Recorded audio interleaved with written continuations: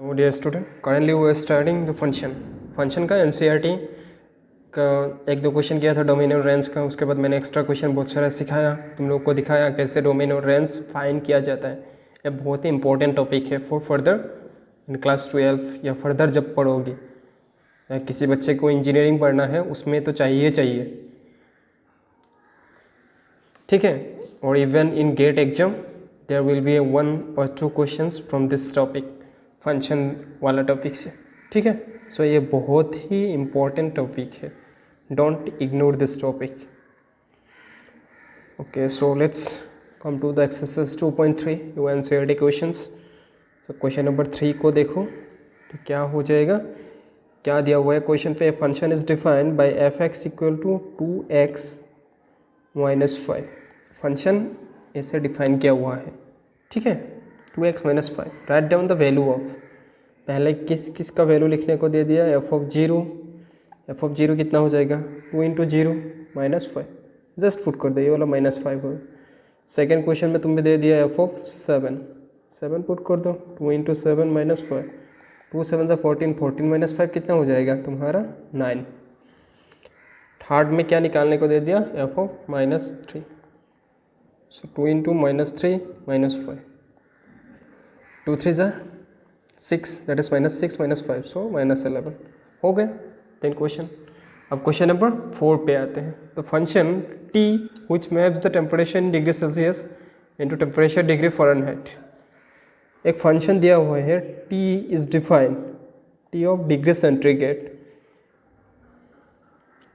Tc, it is the function of Celsius. T is maps where degree Celsius into temperature degree Fahrenheit. Okay, so T is the map 9c by 5 plus 32।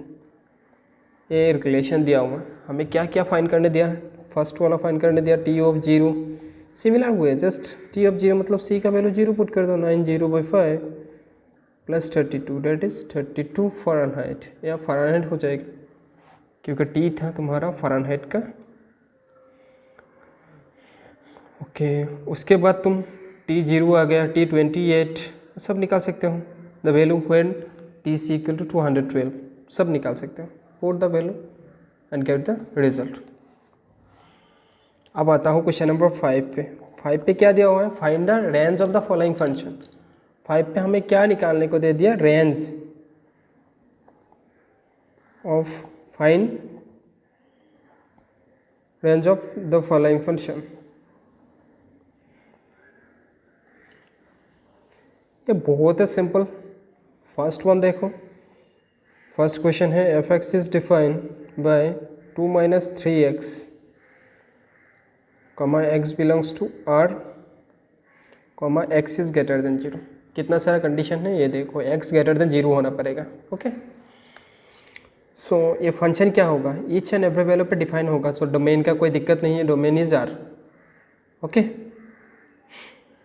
Domain is R ये दिया हुआ है already, X belongs to R मतलब domain is R, X domain में होता है। अब Y निकालना है, let Y equal to F X, ऐसे भी कर सकते हो 2 माइनस 3x,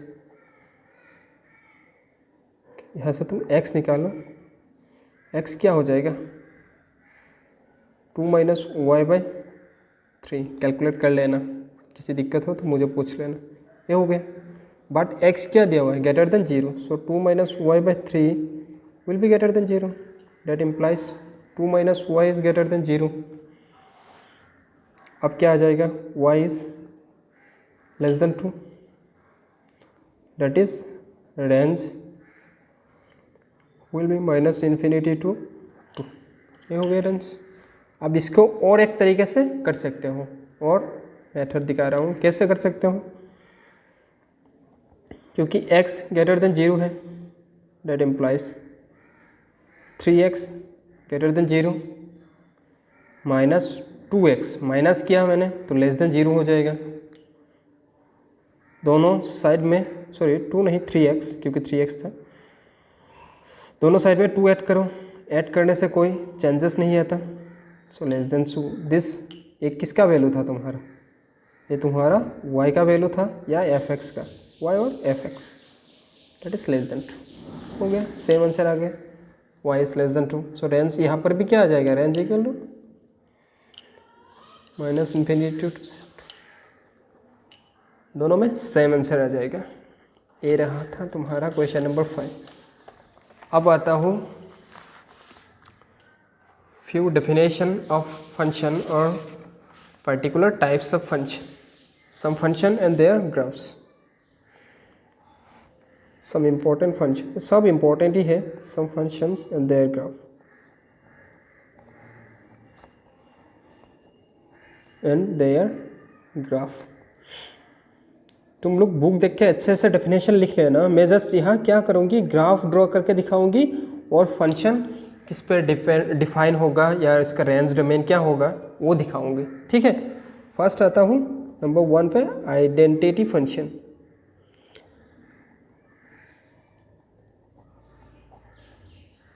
इसमें क्या होता है,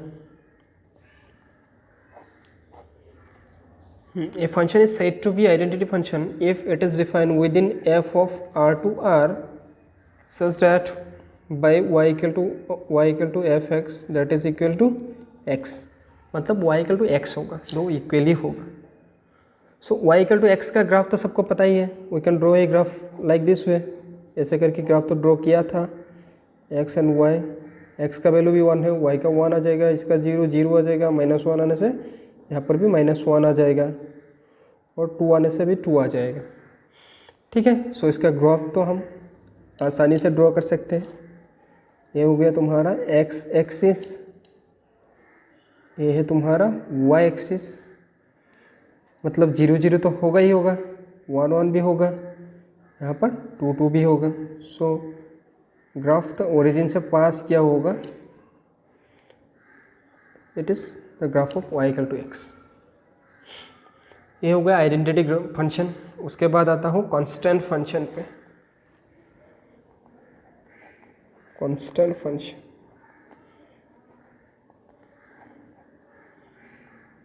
a function within real R to R,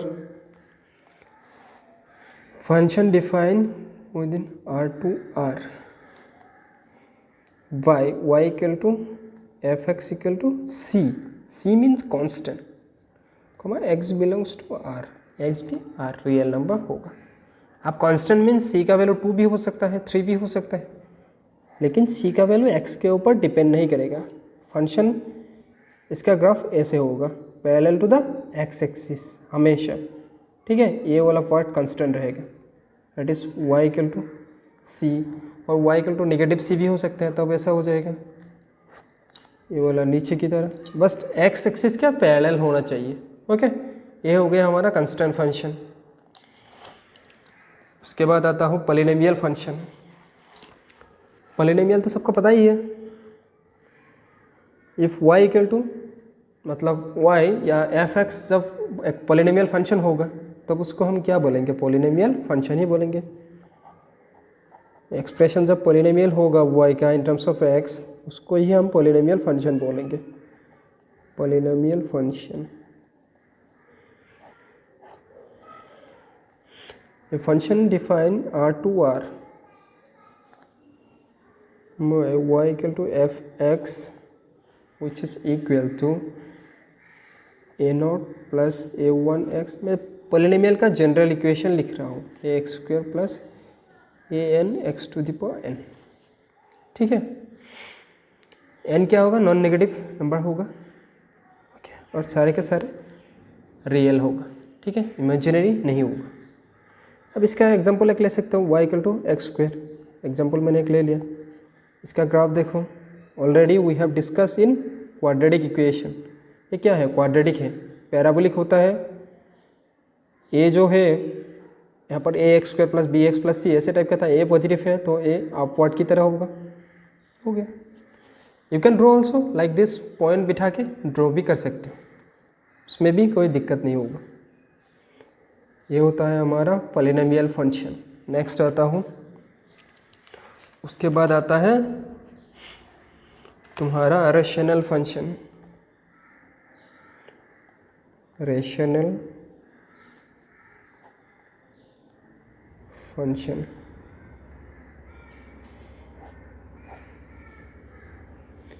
इसमें क्या हो जाएगा, रेशनल फंक्शन में a function of type f x by g x comma g x not equal to zero, इस टाइप का फंक्शन को हम क्या बोलेंगे? Rational function. ठीक है, अब रेशनल फंक्शन को सपोज एग्जांपल एक देता हूँ, suppose f x equal to 1/x। ये भी दो फंक्शन का कम्बिनेशन है। ये वाला हो गया तुम्हारा रियल नंबर का एक फंक्शन, ये वाला हो गया तुम्हारा पॉलिनोमियल का एक फंक्शन। सो ये दो फंक्शन का in terms of numerator denominator है रैशनल फॉर्म में है। ठीक है, कमा क्या हो जाएगा यहाँ? x नीचे वाला फंक्शन हमेशा नॉट इक्वल टू जीरो आएगा। x जीरो आने से फंक्शन क्या होगा? अनडिफाइन होगा, डेट इज़ वाई दिस। और ये 1/x का ग्राफ कैसे होता है ये देखो, बुक में भी है, तुम लोग ड्रॉ भी कर सकते हो। ये वाला जीरो पॉइंट है ना, जीरो कभी नहीं होगा, ये ऐसे जाएगा, नेगेटिव भी हो सकते हैं लेकिन इक्वल टू जीरो नहीं होगा। ठीक है, I hope everyone got it. अब रेशनल फंक्शन हो गया। नेक्स्ट आता हूँ modulus function, very very important function.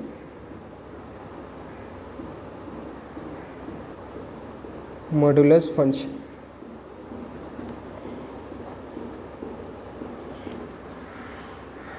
Function define within R2R real to real या F x equal to Y equal to F X that is equal to modulus of X. ये हो गया modulus function. Modulus x तो पता ही है क्या हो जाएगा, एक्स हो जाएगा when x greater than equal to zero and minus x हो जाएगा when x less than zero. ये तो मॉडुलस का बिहेवियर है, जब x greater than equal to zero हो जाएगा modulus x positive and x less than zero होने से ये नेगेटिव हो जाएगा। ठीक है, सो इसको हम ड्रॉ करने के कोशिश करते हैं। मॉडुलस मतलब वाई का वैल्यू हमेशा पॉजिटिव। अब this graph will be look like this, अब जीरो पे होगा कट, सही नहीं हुआ, मैंने फ्री हैंड ड्रॉ किया। You guys need to use the scale pencil and draw properly during the exam. जब भी ग्राफ आएगा, ग्राफ नॉर्मली आता नहीं है फिर भी हमें सीखना है। ओके, सो ये हो गया मॉडुलस फंक्शन का graph, y dash x x dash. Modulus के बाद आता है एक इम्पॉर्टेंट फंक्शन, उसको क्या बोलते हैं? Signum function. Signum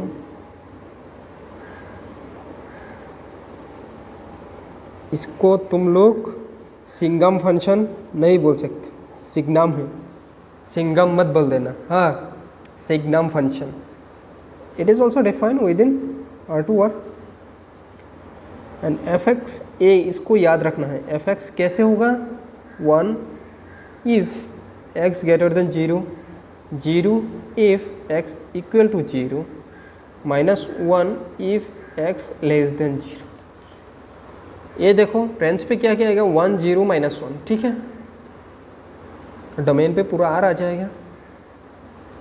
so range of this function will be, ऐसे लिख सकता हूँ 1 0 -1। ये हो गया तुम्हारा रेंज इस फंक्शन का।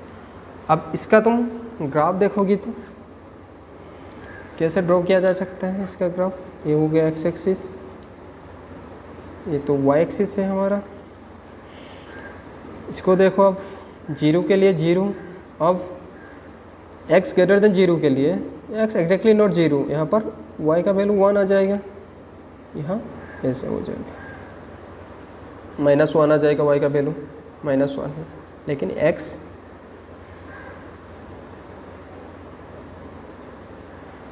यहाँ है x less than equal to zero, यहाँ है x greater than equal to zero.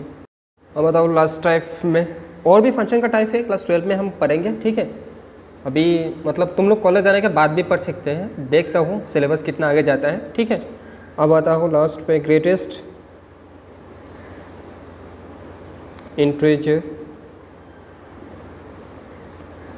Function.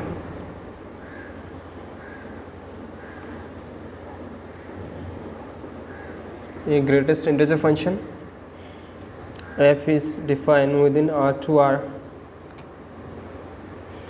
F X यहाँ पर क्या हो जाएगा, y equal to F X that is equal to A होता है ग्रेटेस्ट इंटीजर का सिंबल, इसको हमेशा याद रखना।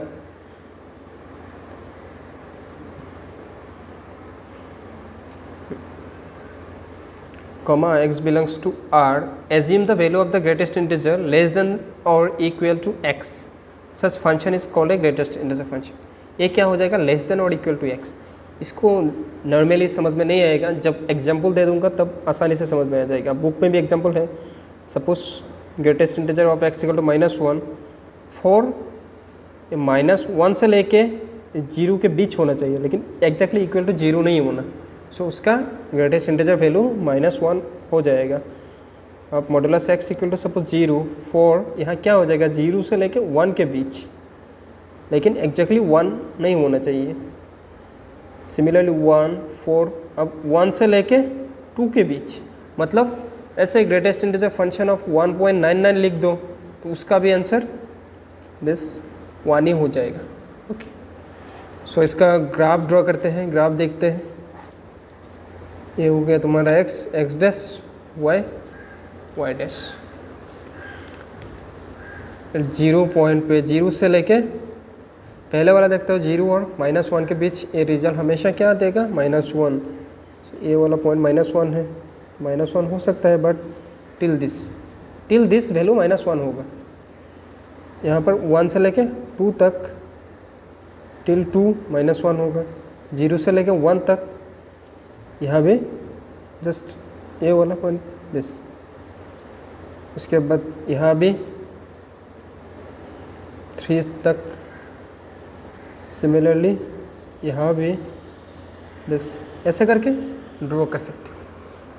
ये मैंने इसको पूरा डार्क नहीं किया, मतलब ये ओपन है, इस पॉइंट पे ये वाला नहीं होगा, 2 नहीं होगा, मतलब 1.99 तक 1 होगा, लेकिन 2 होने से तो 2 हो जाएगा exactly. I hope everyone understood this one. If you have any doubts, just feel free to call me.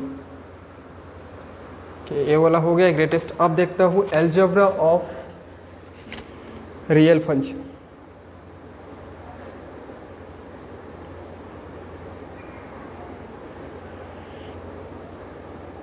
Algebra of real function, algebra मतलब वही addition, subtraction, multiplication and division, वही आ जाएगा एल्जेब्रा में। फर्स्ट वाला आता हूँ एडिशन पे, addition of 2 real function. Suppose f of g plus f plus g of x, this can be written as f of g plus g of x for all x belongs to x।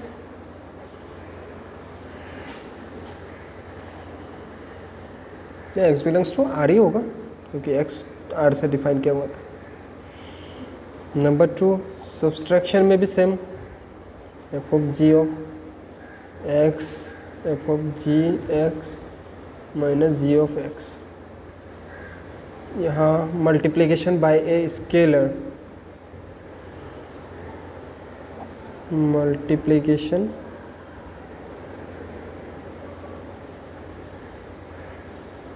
by a scalar, suppose alpha f of x, ये हो जाएगा alpha, बाहर आ जाएगा f of x।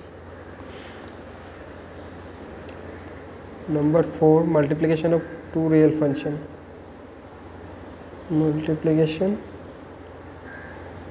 Of 2 real function, इसका कैसे होगा, F G of X equal to F of G and G of X. All point wise multiplication हो गए। अब बताओ last question of 2 real function और डिवीजन ऑफ 2 रियल फंक्शन।